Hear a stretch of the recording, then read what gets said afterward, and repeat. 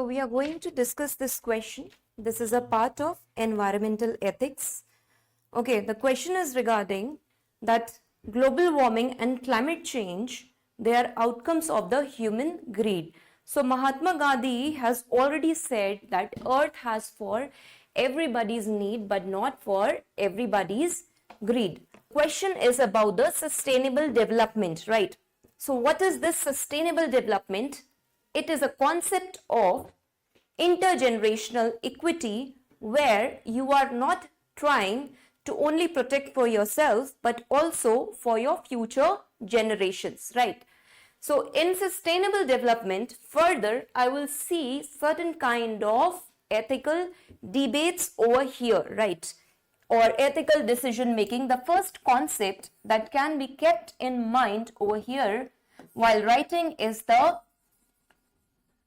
trusteeship model of Mahatma Gandhi, and this concept has been seen in a community-led development in case of Chipko movement. If you remember, in case of Chipko movement, we have seen the whole community was coming together and they had Amrita Devi, they had stopped down the felling of the trees, right, in name of development. The second point I would like to make here regarding the ethical dimension can be about the biocentric equality. Now here the focus is more on the equality towards the nature instead of human, right? There is a minimalistic human interference in biocentric equality. This example you can see in the gross happiness index of Bhutan.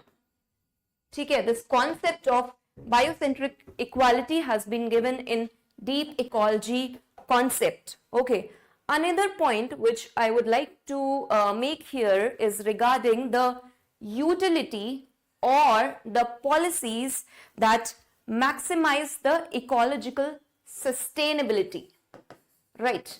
The utility model, if I say the utilitarian perspective or a kind of utility which is trying to maximizing the benefit for maximum number of people, over here will be International Solar Alliance will be such one example over here, because what it is trying to do, it is trying to reduce the dependency on the fossil fuel and it is trying to increase rather the dependency on the renewable sources of energy. Again, one of the products of clean energy and balancing the society and the environment over here. Apart from this, as I've already discussed, sustainable development goals. So that is a duty-based ethical dimension over here, which Kant, Immanuel Kant, in his categorical imperative will argue that it is a duty, it's a moral duty or moral imperative of the various nations who are present in COP21 2015 Paris Climate Summit. It is a duty or a moral duty of all the nations present over there regarding the sustainability of the environment and the development. Is it clear? So these are certain ethical dimensions which I would like to point out. Apart from this, I have put some extra measures also over here for you to study. The first one is regarding the legal and the policy intervention. So this can be seen certain kind of carbon taxes, right? For example, you can say about green credit program, right? So what is it trying to do? Green credit program and or carbon border management mechanism of European Union. This is trying to put the tax, right, or penalize high carbon import nations. Is it clear? Another method over here is sustainable economic models, which we can see in green hydrogen mission of India, or Energiewende project of Germany. You can just mention green hydrogen mission.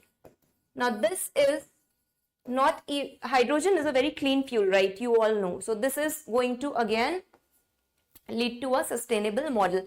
Technological innovations, we can talk about the carbon capture, carbon utilization or carbon capture techniques. Basically, recently Indian Oil has also started this carbon capture and utilization project to reduce the industrial carbon emissions. Okay. Apart from this, we can also nudge or bring in the change in behavior and make some educational interventions. For example, one of India's project over here is LIFE, that is Lifestyle for Environment Mission 2022. Is it clear?